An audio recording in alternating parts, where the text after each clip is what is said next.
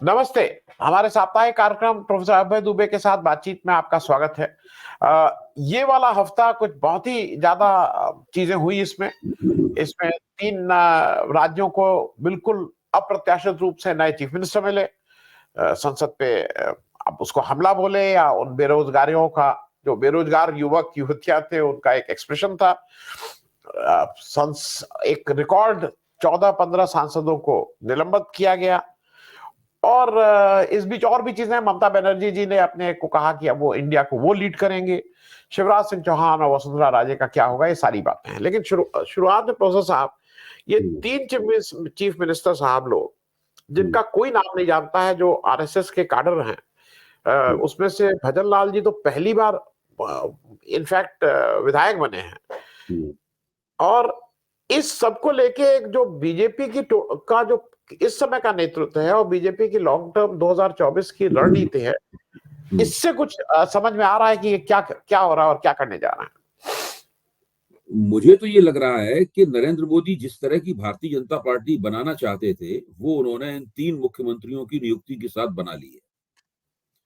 अभी तक सबसे बड़ी बाधा यही थी कि अडवाणी अटल के जमाने के ये जो 3 मुख्यमंत्री थे, और इन 3 मुख्यमंत्रियों को पूरी तरीके से हटा दिया गया है, क्योंकि इन्हीं 3 मुख्यमंत्रियों को एक जमाने में लाल कृष्ण आडवाणी ने अपने सामने बुलाया था और कहा था कि आपको ये काम करने हैं। उनमें नरेंद्र मोदी भी थे। नरेंद्र मोदी दरअसल देखा जाए तो शिवराज सिंह चौहान की समकालीन है। थोड़े बहुत कुछ सालों के अंतर के साथ में नरेंद्र मोदी मुख्य प्रधानमंत्री बन गए, लेकिन शिवराज सिंह चौहान मध्य प्रदेश की राजनीति में जमे रहे और धीरे धीरे करके वो इस स्थिति में पहुंच गए थे कि जब एक बार लाल कृष्ण आडवाणी से ये पूछा गया कि भाई गुजरात मॉडल तो बहुत अच्छा चल रहा है, तो लाल कृष्ण आडवाणी के जवाब तक, हाँ वो तो अच्छा चल रहा है, लेकिन शिवराज सिंह भी अच्छा कर रहे हैं काफी। तो वो बात नरेंद्र मोदी को याद रह गई और उन्होंने तय किया कि इस बंदे को जो हमारी प्रतियोगिता में आ रहा है, इसको खत्म कर देना है, और उन्होंने अंततः उसको खत्म ही कर दिया। 2018 में ये तीनों हार गए थे। उस वक्त नरेंद्र मोदी इनको खत्म नहीं कर पाए, क्योंकि वो चुनाव हार गए थे, तो हारे हुए को निकालने की बजाय जब चुनाव जीते तब उन्होंने उनको खत्म किया। अब जो भारतीय जनता पार्टी बन गई है, वो एक ओवर सेंट्रलाइज्ड पार्टी है। इंदिरा गांधी के जमाने की कांग्रेस से भी ज्यादा अति केंद्रीकृत पार्टी है। इस पार्टी में कारपोरेट स्टाइल में पूरा काम होता है। शीर्ष से जो सीईओ बैठे हुए हैं, यानी नरेंद्र मोदी को तो आप बोर्ड का चेयरमैन मान लीजिए और सीईओ मान लीजिए अमित शाह को, वहां से आदेश चलते हैं और नीचे तक आते हैं। सबको उनके आदेश मानने पड़ते हैं। किसी को अपने अधिकार की दावेदारी करने की गुंजाइश नहीं है। पार्टी सबको देख रही है और पार्टी जिसको चाहेगी उसको आगे बढ़ाएगी, जिसको चाहेगी बड़े पद पे बैठाएगी। ये मैसेज बिल्कुल क्लियर है। अब 2 व्यक्ति और बचे हैं, नितिन गडकरी और राजनाथ सिंह।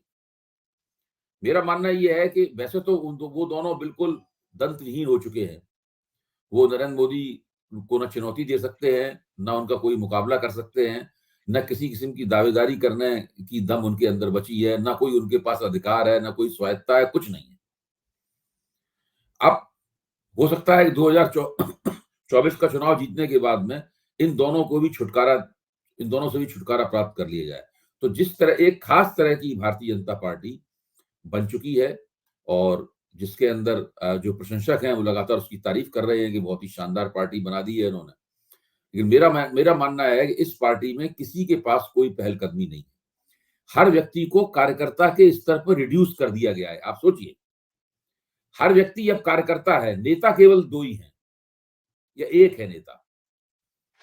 एक आप ज्यादा बहुत उदारता से कहें तो 2 नेता मान लीजिए आप, और हर बाकी सब लोग कार्यकर्ता हैं।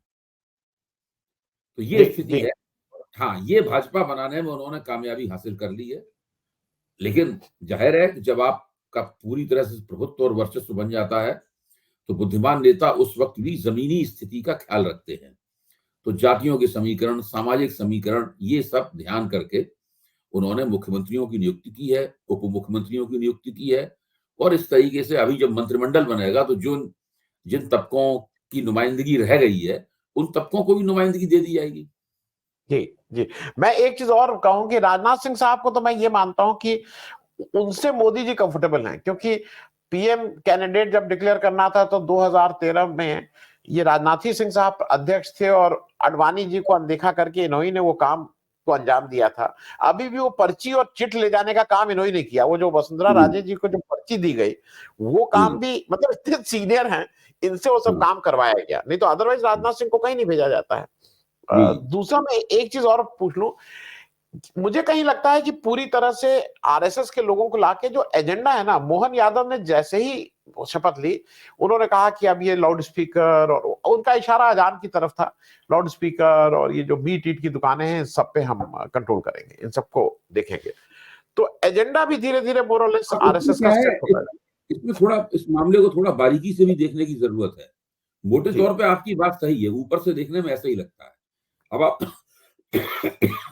राष्ट्रीय स्वयंसेवक संघ का, गुरु गोलवलकर का अपना स्टैंड देखिए इस पूरे मसले, खान पान के मसले में। तो राष्ट्रीय स्वयंसेवक संघ के भीतर खान पान के सवाल को लेकर कि किस खाने, किस आहार को प्राथमिकता दी जाए और किसको ना दी जाए, इस बात पे वो लोग राष्ट्रीय स्वयंसेवक संघ के अंदर भीतर कोई बहस नहीं चलने देते, क्योंकि वो जानते हैं कि उनके बहुत सारे जो स्वयंसेवक हैं वो पारंपरिक रूप से पारिवारिक परंपरा के तौर पर, वंश परंपरा के तौर पर वो मांसाहारी हैं।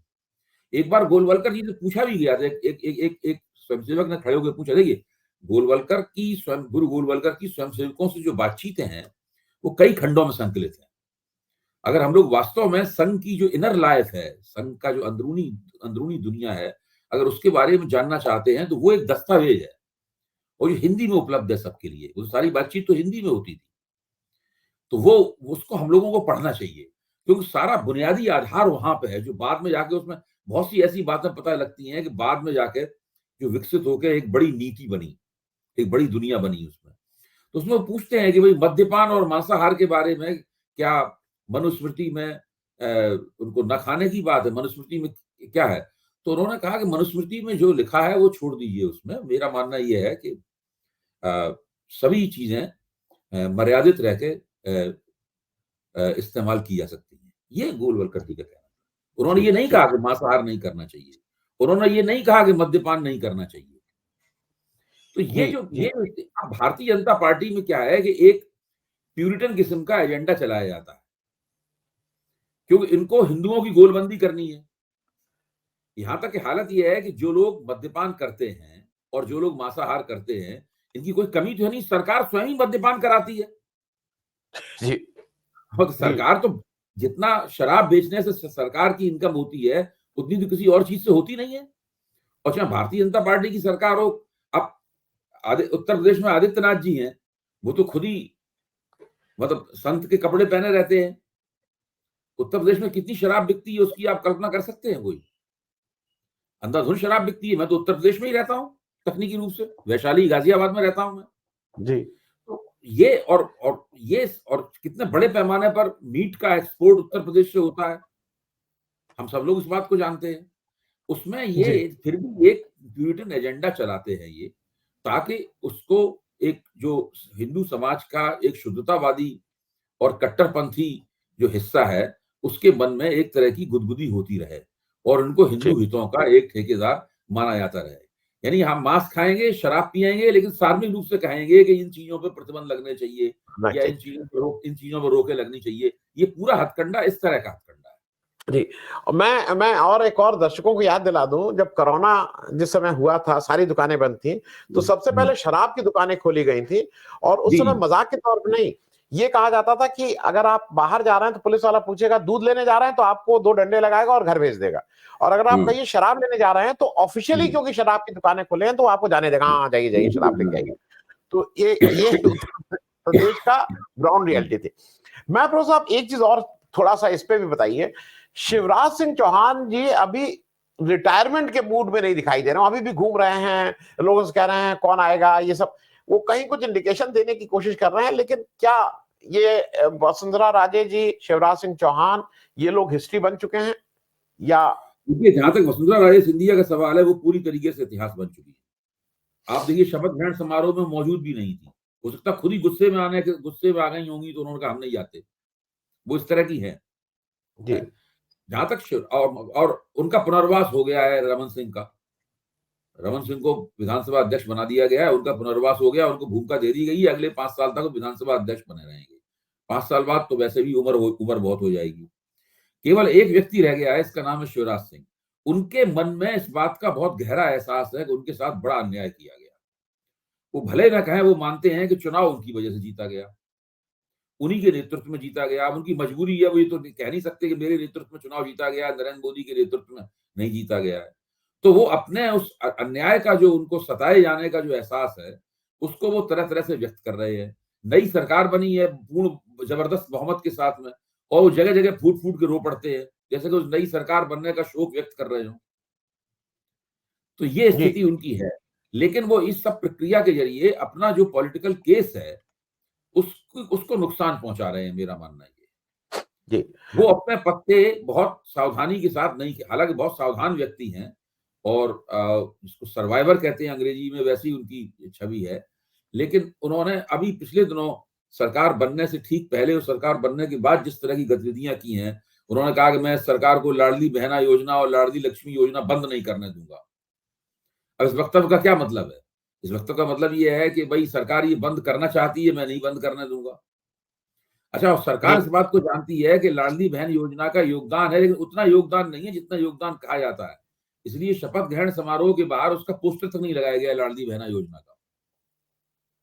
जी इससे आप जी अंदाजा लगा सकते हैं कि शिवराज सिंह चौहान अपने आप को उन्होंने एक ऐसी स्थिति में रख लिया है जिससे लगता है कि अब उनको जिस तरह की भूमिका दी जाएगी वो बहुत चमकदार भूमिका नहीं होगी, मुझे लगता है। जी। मैं एक और चीज है जिसपे थोड़ा आपसे समझ लूं। सुप्रीम कोर्ट का एक बहुत मतलब बहुत बहुत प्रतीक्षित वो एक फैसला आया 370 और जम्मू कश्मीर पे। अब उसको लेके कुछ लोगों का कहना है कि जो 370 पे उन्होंने जो कहा कि भाई जो हो गया सो हो गया, उस पे इस तरह का उन्होंने कहा, आप तो उसको अनड्यू नहीं कर सकते। दूसरा उन्होंने, लेकिन जो इम्पोर्टेंट बात है, उन्होंने कहा है कि इसकी स्टेटहुड वापस तुरंत जल्दी जल्दी करिए और 30 सितंबर 2024 के अंदर चुनाव कराइए। इसको कुछ लोगों का ये मानना है कि सुप्रीम कोर्ट के इस फैसले से लोग बहुत सेटिस्फाइड नहीं है। और मैं एक छोटी टिप्पणी चाहूंगा कि 371 जो है, जो आज भी कुछ राज्यों में है और जिसकी वजह से कुछ स्पेशल प्रिविलेजेस कुछ राज्यों को है, तो फिर वो कब खत्म होगा? दोनों चीजों पे एक छोटी छोटी टिप्पणी। मुझे लगता है 371 वाली जो विशेष सुविधाएं राज्यों को मिली हैं वो नहीं खत्म होंगी। वो देखिए, वो पहले से मौजूद हैं और वो उनकी भौगोलिक स्थिति के कारण है। वो पहाड़ी राज्यों को मिली हुई हैं, आदिवासी इलाकों को मिली हुई हैं। तो उनका उनका जो आधार है वो अलग तरह का आधार है। वो भारत में मिलने या भारत से अलग होने वाली बहस के साथ जुड़ा हुआ नहीं है। जबकि कश्मीर का इतिहास, कश्मीर में जो धारा 370 थी और उसके अंदर जो 135 ए थी, धारा 370 तो अभी भी मौजूद, धारा 370 खत्म नहीं हुई है। मेरे ख्याल से, जहां तक मेरी जानकारी है, 135 ए खत्म हुई है। तो 135 ए जो खत्म हुई है, जिसकी वजह से कश्मीर को विशेष अधिकार नहीं रह गया है, और वहां की राजनीति पूरी तरीके से बदल गई है कश्मीर की, और कश्मीर की संवैधानिक स्थिति पूरी तरीके से बदल गई है। भारत के साथ उसके संबंधों में पूरी तरीके से एक रेडिकल परिवर्तन आ गया है। वो जिस इतिहास की देन थी, 371 वाले जो राज्य हैं, वो उस इतिहास से कहीं जुड़े हुए नहीं है। इसलिए मेरी अपनी समझ ये है कि ये चीज उसके साथ में जुड़ती नहीं है। नहीं सरकार को इस बात की कोई चिंता है कि पहाड़ी राज्यों को जो विशेष अधिकार प्राप्त हुए, हिमाचल को प्राप्त हैं, उत्तराखंड को प्राप्त हैं और दूसरे तमाम को प्राप्त हैं, उनके वो कहीं इस चर्चा के दायरे में नहीं आते। जी जी। मैं एक छोटी सी और चीज थी प्रो साहब, हम लोग शायद इस पे पिछली बार चर्चा किए नहीं, मुझे ठीक से याद नहीं।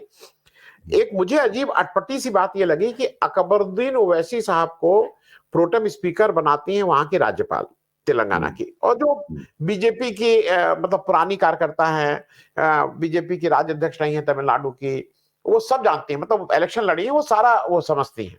वो इनको प्रोटेम स्पीकर बनाती हैं। बीजेपी के 8 विधायक कहते हैं कि हम इनके सामने शपथ नहीं लेंगे। मुझे कभी कभी लगता है कि ये गैर संवैधानिक है। आप ये कैसे मना कर सकते हैं कि हम फला आदमी के सामने नहीं लेंगे, शपथ लेंगे फला आदमी के सामने, और they get away with it? इस पे कोई देश में इस पे कोई चर्चा भी नहीं होती। देखिए, आपकी राय बिल्कुल ठीक है कि ये गैर संवैधानिक है, लेकिन दूसरी तरफ मैं इसको मिली भगत भी मानता हूँ। मैं ये मानता हूं कि ये राज्यपाल की और भारतीय जनता पार्टी की मिली भगत है। इसके जरिए एक वो सांप्रदायिक मुद्दा बनाना चाहते हैं। तो इस तरह के मुद्दे जब लगातार होंगे तब भारतीय जनता पार्टी अपने आप को हिंदू हितों की रक्षा और अकबरुद्दीन ओवैसी एक बहुत ही कट्टरपंथी हैं और उग्रवादी किस्म की सांप्रदायिक भाषा बोलते हैं। एक ऐसे व्यक्ति के खिलाफ आप भाजपा खड़ी हुई है, लगातार विरोध कर रही है, उसके हाथ से शपथ लेने के लिए भी तैयार नहीं है। तो वो यहाँ से आपका हिंदू गोलबंदी का एजेंडा अगले 5 साल तक जो चलाएगी भारतीय जनता पार्टी, वो शुरू हो गया है।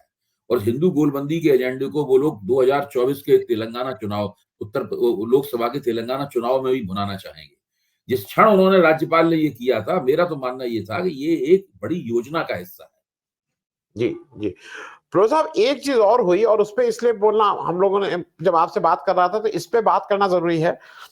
संसद में कुछ लोग उसको हमला बोल रहे हैं, मैं उसको प्रदर्शन बोल रहा हूं।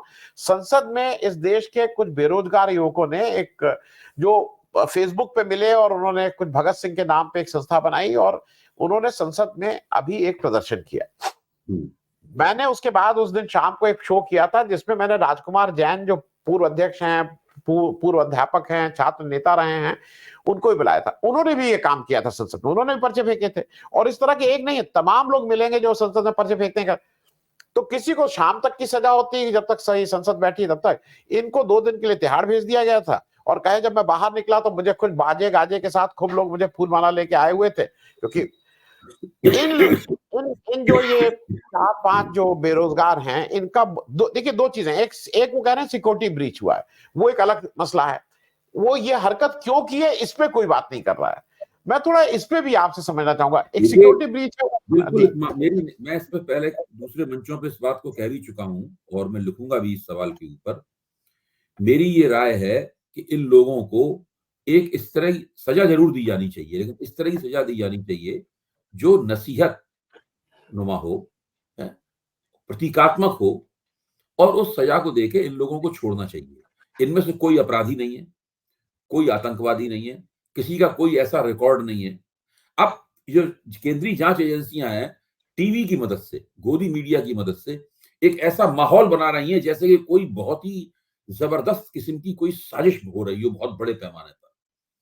और उस साजिश में मतलब वो इसी तरह की बात है, देखो देखो वो अपनी जेब में पेन लगाए हुए था और उसकी पेन का ऊपर का आकार पेना था इस टाइप की। हो सकता है कि उसके पेन के अंदर कोई बम रहा हो सकता है उस बम के साथ एक टेप रिकॉर्डर भी फिट हो। इस प्रकार की ड्रामेबाजी जो है वो टीवी के ऊपर चल रही है और टीवी एंकर बहुत ही संगीन और गहरा चेहरा बनाए हुए, संगीन चेहरा बनाए हुए इन बातों को जनता के सामने, जनता को, अपने दर्शकों को घूरते हुए, जैसे टीवी में होता है, घूरते हुए सब बातें कह रहे हैं। हर टीवी पे ये ड्रामा चल रहा है, कभी उसका जूता दिखाया जा रहा है, कभी कुछ दिखाया जा रहा है, कभी कुछ दिखाया जा रहा है। इस तरह करके केवल माहौल बनाया जा रहा है। एक सबूत भी जांच एजेंसियां ये नहीं ला पाई हैं कि ये लोग अपराधी हैं या इनका किसी आतंकवादी या देश विरोधी गतिविधियों से इनका रिश्ता है। लेकिन जैसा कि भारतीय जनता पार्टी, ये राजकुमार जैन का जमाना नहीं है, ये तो जैन साहब को भी पता है और हम लोगों को भी पता है। अगर जैन साहब आज के जमाने में पर्चे फेंकते तो उनके साथ वो सलूक नहीं होता जो पिछली बार हुआ था उनके साथ सलूक। तो सबसे पहले जो भाजपा की तरफ से ट्वीट होता कि ये आंदोलनजीवी हैं। जैन साहब को तो बिल्कुल आंदोलनजीवी करार दे दिया जाता। अब वो लड़की जो है नीलम आजाद, उसको तो भाजपा के आईटी सेल ने फौरन ट्वीट किया कि ये तो आंदोलनजीवी है। और आंदोलनजीवी भाजपा की तरफ से गढ़ी गई एक नई गाली है, इसको स्वयं नरेंद्र मोदी ने गढ़ा है। आंदोलनजीवी, आंदोलनजीवी का मतलब होता है कि आप देश की प्रगति के खिलाफ हैं, देश के खिलाफ नहीं है।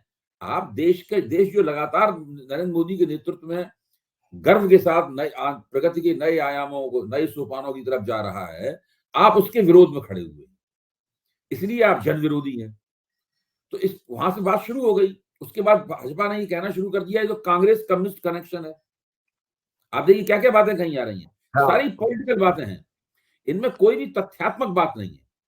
जितनी बातें की जा रही हैं सब पॉलिटिकल है, इनमें एक भी तथ्यात्मक बात नहीं है। एक बार कहा जा रहा है कांग्रेस कम्युनिस्ट कनेक्शन है, कभी इस तरह की बातें लगातार की जा रही हैं।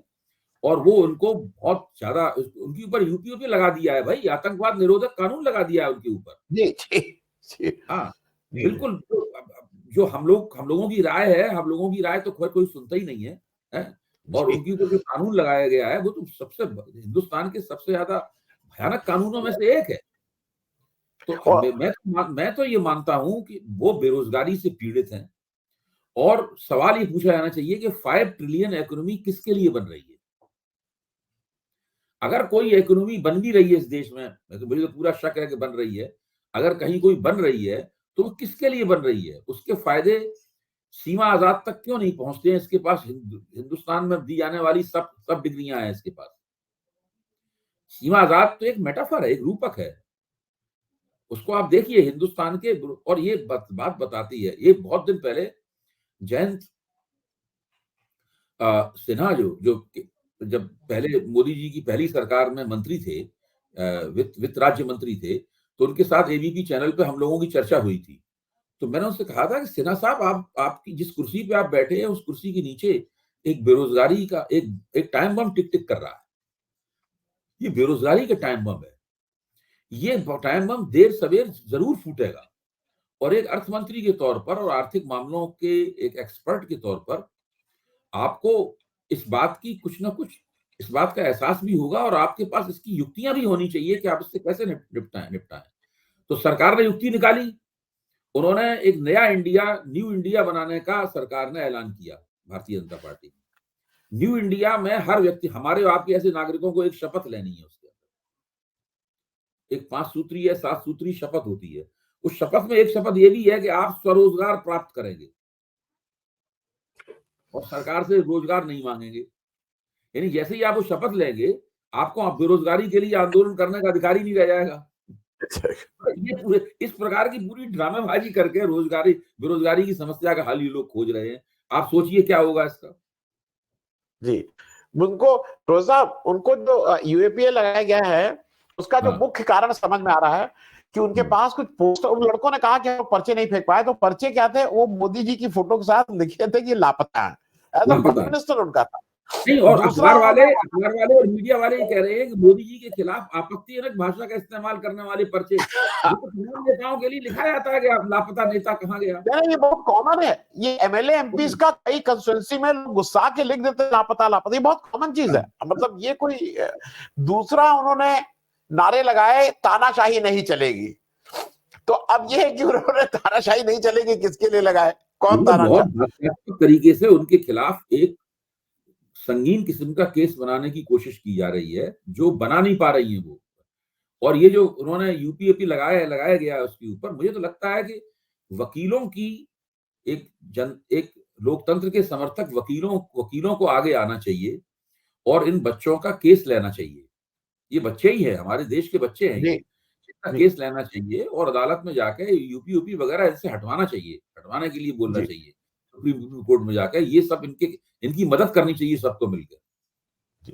मैं जो आप बात कह रहे हैं ना बच्चे, साहब, ये एक और बात है, आप विपक्ष की हालत देखिए। विपक्ष भी इस मामले में एक मत नहीं है। ये जो बातें हम और आप कर रहे हैं, ये अपोजिशन को करनी चाहिए। हाँ, करेक्ट। कहाँ एक मत है? विपक्षी कुछ लोग ये तक कह रहे हैं कि ये साजिश है। कुछ लोगों ने ये भी कह दिया है कि तो आतंकवादी किस्म के लोग हैं। कुछ लोग ये कह रहे हैं कि ये बेरोजगार हैं, ये भी कह रहे हैं। लेकिन विपक्ष भी इस मामले में एक मत नहीं है। हाँ, जी जी। मैं साहब एक चीज और, मैं इसलिए इस बात को कह रहा हूं, जो आपने कहा ना कि बच्चे हैं, मतलब आप इनकी शक्लें देखिए, इनकी क्वालिफिकेशन देखिए, तो मुझे लगता है मेरे घर का कोई भतीजा, कोई भतीजी, कोई भांजा, कोई भांजी है। मतलब उसमें उनके नाम और सरकार का डर इस बात से भी है कि ये पूरे देश की नुमाइंदगी कर रहे हैं। इसमें एक कर्नाटक का है, एक हरियाणा का है, एक महाराष्ट्र का है, एक महाराष्ट्र का है, एक वो झा जी जो बंगाल में है, झा जी बंगाल में काम करते हैं। आप इससे अंदाजा लगाइए कि पूरे देश की नुमाइंदगी कर रहे हैं।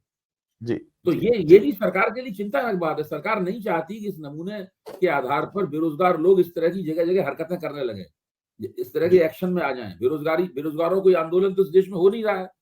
तो 10 बेरोजगार नौजवान मिलकर कुछ इस तरह का प्रतीकात्मक कर सकते हैं। इससे सरकार की बदनामी होगी और बेरोजगारी की समस्या की तरफ लोगों का ध्यान जाएगा।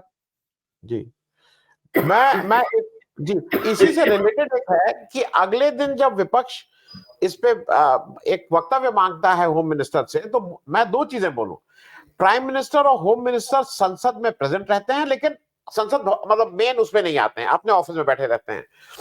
अमित शाह साहब को इंडिया कॉन्क्लेव में जाके बात करके और वहां जवाब देने का टाइम है। लेकिन मेरे हिसाब से सबसे जरूरी चीज, अभय जी, प्रो साहब, आपने भी देखा होगा, मैंने भी देखा है, इससे पहले 10 साल पहले कितने संसद सदस्य थे जो इनके लिए सारा काम धाम, अगर संसद चल रही है तो उससे बड़ा कोई काम ही नहीं होता था, सबको वहां जाना है। दूसरी बात मैं इसलिए कह रहा हूं कि ये सबका निलंबन कर दे रहे हैं। कल जिस तरह से धनखड़ जी राघव चड्ढा को चीख चीख के कह रहे थे, you are a convict, you are saint. अरे भाई, वो एक एमपी है, आप कन्विक्ट कन्विक्ट क्या कर रहे हो? मैं इस पे इसलिए बोल रहा हूं कि ये दो लोग, मतलब बिरला जी ने इधर और धनखड़ जी ने उधर ये कमान संभाल लिए कि अब मैं, आप जाइए, आप निश्चित होकर बैठिए, मैं इन लोगों को देख लूंगा। इस पे दोनों हमारे जो पीठासीन अधिकारी हैं, बिरला साहब और धनखड़ साहब, इन दोनों का आचरण बाकायदा दस्तावेज बंद हो रहा है। इससे पहले देश के दूसरे पीठासीन अधिकारी जो थे, उन सबके आचरण से इनकी तुलना होनी चाहिए और उसके बाद में ये तय होना चाहिए कि इन लोगों का आचरण, ये बिल्कुल सरकारी पार्टी के प्यादे बन गए और सरकारी पार्टी की तरफ से विपक्ष का दमन करने की भूमिका निभा रहे हैं। मुझे इसमें कोई शक कहना नहीं है, इनका काम ही है विपक्ष का दमन करना और सरकारी पार्टी के लोगों को पूरी तरीके से छूट देना। विपक्ष का मुंह जितना बंद किया जा सके उतना ही इन लोगों के ब्राउनी पॉइंट्स बनते हैं। मुझे लगता है धनखड़ साहब तो इस फिराक में है कि उनको राष्ट्रपति बना दिया जाएगा अगली बार। तो वो तो इसीलिए अब जो नरेंद्र मोदी का जो अभिवादन किया था यूं करके, आपको ध्यान होगा, ये जो करके नरेंद्र मोदी का जो अभिवादन किया था, इसके ऊपर विवाद भी हुआ और इसका उन्होंने प्रतिक्रिया भी दी। उसको कोई भी देख के कहेगा कि भाई इनके मन में किस तरह के उच्च विचार चल रहे होंगे जब इस प्रकार का अभिवादन वो प्रधानमंत्री का कर रहे होंगे, है? तो ये तो अब बिरला साहब तो मना रहे होंगे, उनको एमएलए का चुनाव लड़ने के लिए नहीं भेजा आला कमान ने राजस्थान में। तो वो थोड़े घबराए हुए थे उस वक्त शुरू में। जी प्रोजा में एक बहुत छोटी सा एक और प्रकरण हुआ है जिसपे लोगों का ध्यान नहीं गया, लेकिन वो लार्जर उसी का प्लान का पार्ट है कि किसी को बोलने नहीं देंगे। मोदी जी 17-18 को बनारस जा रहे हैं। 24 तारीख को नीतीश कुमार जी की जनता दल यू की तरफ से एक बनारस में रोहनिया में एक मीटिंग रखी गई थी जो प्रचारित थी। परसों कल आया है न्यूज कि वो जो स्कूल जहां से इनको करना था उसने परमिशन विड्रॉ कर ली। अब भाई कोई भी स्कूल होगा, अगर उसको आके डीएम या कोई थानेदार कहेगा कि नहीं नहीं विड्रॉ करो, उसको विड्रॉ करना है। मतलब अगर नीतीश कुमार एक चीफ मिनिस्टर हैं दूसरे प्रदेश के, जनता दल यू की एक मीटिंग करना चाह रहे हैं, अगर आप उनको भी नहीं बोलने देंगे तो ये सोची समझी, मतलब मुझे ये बिल्कुल, और रविवार का दिन है, ऐसा भी नहीं है कि कोई वर्किंग डे में है। मैं थोड़ा एक छोटी टिप्पणी इस पे भी चाहूंगा आपसे। देखिए, भारतीय जनता पार्टी की ये एक स्थापित रणनीति है कि विपक्ष का महत्व व्यवहारिक रूप से समाप्त हो गया है, ये वो कायम करना चाहती है। उसका संदेश ये है कि विपक्ष का महत्व इस देश में समाप्त हो गया है और पार्लियामेंट में हम उनको बोलने नहीं देंगे। जो बोलेगा उसको या तो पार्लियामेंट से बाहर निकाल दिया जाएगा या उसको सस्पेंड कर दिया जाएगा या उसको बहुत पूरे सत्र के लिए या अनंत काल के लिए राघव चड्ढा के साथ किया गया, ये सब किया जाएगा और ये सब लगातार विपक्ष के साथ में होगा। जहां तक वक्तव्य देने का सवाल है, सदन में प्रधानमंत्री और गृह मंत्री अपनी मर्जी से वक्तव्य देंगे, विपक्ष के कहने पे, विपक्ष के दबाव के। अगर विपक्ष किसी बात पे कहेगा तो निश्चित रूप से नहीं बोलेंगे। अगर बोलना भी चाह रहे होंगे तो वो सोच देंगे अच्छा नहीं बोलते, देखें हमारा क्या कर लेते। तो उन लोगों को लग रहा है कि हमने पूरे देश की राजनीति को पूरी तरीके से कैप्चर कर लिया है, कोई हमारा कुछ नहीं बिगाड़ सकता। हम अगला चुनाव जीतने के लिए बिल्कुल हमारा प्रारब्ध है, ये हमारी किस्मत में लिखा हुआ है कि अगला 2024 का हम भी चुनाव जीतेंगे। और अब तो भाजपा के समर्थक कहने लगे हैं कि ये 2047 तक की योजना है इनकी। हम तो 2024 के संदर्भ में सोचते हैं। अभी अभी आदरणीय रामकृपाल जी ने, जो कि पूर्व समाजवादी हैं, उन्होंने बाकायदा टीवी पे हमारे सामने कहा कि भारतीय जनता पार्टी की योजना तो 2047 तक हुकूमत करने की है और उसके लिए पूरी योजना बनाई जा रही है। हर कदम इस लिहाज से उठाया जा रहा है कि उन्हें 2047 तक इस देश में हुकूमत करनी है। तो जितना विपक्ष अपनी प्रासंगिकता खोएगा या जनता के सामने उसकी ऐसी छवि जाएगी कि इसमें कोई दम नहीं है, ये फुसफुसा है, इसकी हवा निकल गई है, इसके पास कोई अधिकार नहीं है, हम इसे बोलने नहीं देते हैं, ये हमारा कुछ बिगाड़ नहीं सकता है, हम इसे सदन में भी नहीं बोलने देंगे, सदन के बाहर भी नहीं बोलने देंगे, नीतीश कुमार को सदन के बाहर नहीं बोलने देंगे और राघव चड्ढा को सदन के अंदर नहीं बोलने देंगे। मैं मुहावरे के तौर पर कह रहा हूं जब जी तक ये छवि जब तक नहीं जाएगी तब तक इनका 2047 तक का जो 47 तक, हाँ हाँ जी, वहां तक का जो उनका सिलसिला है वो रास्ता कैसे साफ होगा। तो पूरी योजना तो इस किस्म की है और भाजपा के समर्थकों ने टीवी के मीडिया मंचों पे ये कहना शुरू कर दिया है। जी। मैं चलते चलते बस इतना बता दूं आपसे प्रोफेसर साहब, अभी वर्धा सेवाग्राम में कुछ गांधीवादी लोग जुटे थे, मुझे भी मालूम नहीं कैसे उसमें बुला लिया गया था, और उन सब लोगों का एक मत से ये था कि 2024 का इलेक्शन अगर भाजपा जीतती है तो शायद इसके बाद इलेक्शन का ये स्वरूप तो नहीं रहेगा जो हम लोग जो ट्रेडिशनल इलेक्शन अभी तक करते हैं। ये इसमें एक मत होता रहेगा। देखिए वो मैं उनकी बात के मर्म से सहमत हूँ, लेकिन उनकी बात का जो ऑपरेटिव पार्ट है उससे सहमत नहीं जी। मर्म के तौर पर वो ठीक कह रहे हैं, इलेक्शन के इस स्वरूप से भाजपा को कोई दिक्कत नहीं है। देखिए भारतीय जनता पार्टी का जो कैचमेंट एरिया है, उसका जो प्रभाव क्षेत्र है, जहां से भारतीय जनता पार्टी अपनी अधिकतम 250 से ज्यादा सीटें प्राप्त करती है, उस क्षेत्र में अभी तक किसी और ने उसको चुनौती नहीं दे पाई है। ये जो अभी लोकनीति CSDS का जो पोस्ट पोल सर्वे आया है, हिंदू में जो प्रकाशित हुआ है, मेरा आपसे निवेदन है कि आप उसको जरूर पढ़ें। वो बहुत महत्वपूर्ण है। वो बताता है कि शूद्र जातियां यानी ओबीसी जातियां और द्विज जातियां, ब्राह्मण बनिया ठाकुर, ये अपर कास्ट जो है, इन जातियों के बीच में एक जबरदस्त इस क्षेत्र में एक गठजोड़ बन गया है और वो गठजोड़ पहले के मुकाबले और मजबूत हो गया है। भारतीय जनता पार्टी का जो कोर वोटर पहले के मुकाबले बढ़ गया है, उसका आकार और प्रतिशत बढ़ गया है। उसमें क्या होता है कि जैसे कि आदिवासी क्षेत्र है, पहले लग रहा था आदिवासी क्षेत्रों में भाजपा को बहुत वोट मिले होंगे, इतने वोट नहीं मिले भाजपा को, लेकिन जितने वोट मिले उनके साथ में ओबीसी और अपर कास्ट वोट जुड़ गए उसके साथ और उसने जीत लिया उन्होंने। अगर उन्हें 30-35% दलित वोट और आदिवासी वोट मिलेंगे तो बाकी के साथ जोड़ के वो उसको कर लेंगे। मतलब जी जी जी जी बहुत बहुत धन्यवाद प्रोफेसर साहब ज्वाइन करने के लिए। मेरे ख्याल में अगले हफ्ते कुछ चीजें और स्पष्ट हो जाएंगी, क्योंकि शायद तब तक इंडिया वाले भी अपनी पहली मीटिंग कर चुके होंगे। चलिए देखते हैं आगे क्या होता है। Thank you so much.